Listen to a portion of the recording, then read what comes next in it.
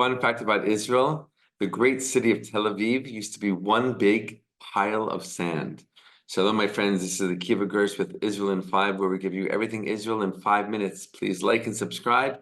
And if you have any questions or want to keep the conversation going, please do so below in the comments. Tel Aviv, Israel's main city, main cultural center. Yes, Jerusalem is so important and really is the eternal and essential capital of the Jewish people and the modern state of Israel. But Tel Aviv is the cultural hub. It's the high-tech hub.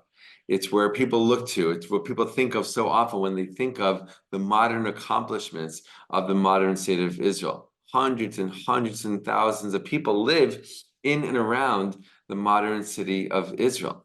Yet, once upon a time, not that long ago, all it was piles and piles of sand. Let me tell you the story.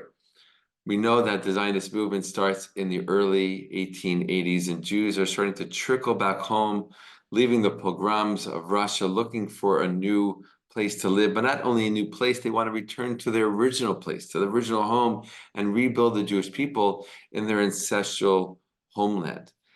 Later on in the 1880s, Jews get together and they build a new neighborhood outside the ancient city of Jaffa, right, which is just next to modern-day Tel Aviv.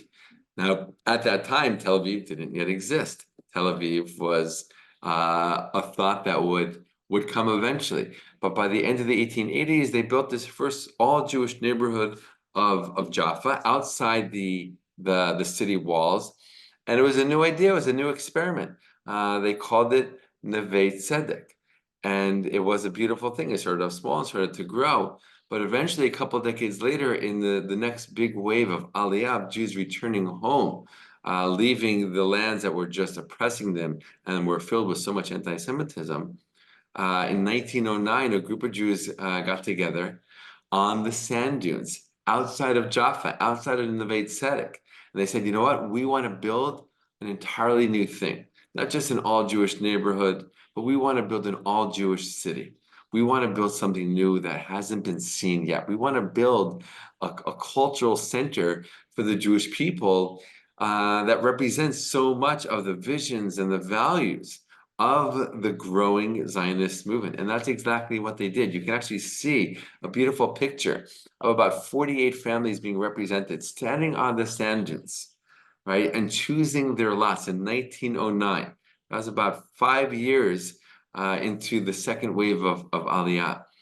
And they did that, and they started to clear the sand. It was an interesting time because at that time, in that wave of Aliyah, of Jews coming back to the land of Israel, there was a huge focus on Jews doing the labor themselves. It wasn't anything anti-Arab, right? But Jews came from Europe not doing so many of the jobs that needed to get done to build a country, including building homes and building roads. Clearing away lots of sand to allow that building to happen. And so many of the Arabs from Jaffa came to the area expecting to be hired, waiting to be hired. And they saw the Jews were doing it themselves. There were wheelbarrow crews of Jews, just like one after the next, clearing out the sand, creating a flat space.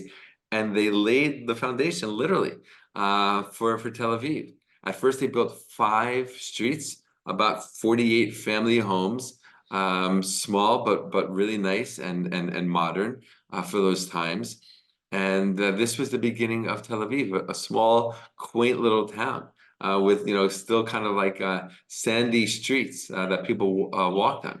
Again, I mentioned there were 5 streets. There are 4 streets parallel to each other, and one street that cut through all of them perpendicularly. That one was named after Herzl, who did it in 1904, who of course was known as the father of the Zionist movement. And these were the humble beginnings of the great city of Tel Aviv. Eventually, year after year, decade after decade, more and more people lived there. It grew, it swelled, it became this Hebrew urban cultural center where there were arts and there was theater and there was literature and there were museums and there's all kinds of things. The people who built Tel Aviv and the people who moved there really were moved by the approach to Zionism, which was called cultural Zionism, that the Jewish people, we lost our culture. Yes, we had a religion, but we lost so much of our culture out there in the exile for 2,000 years.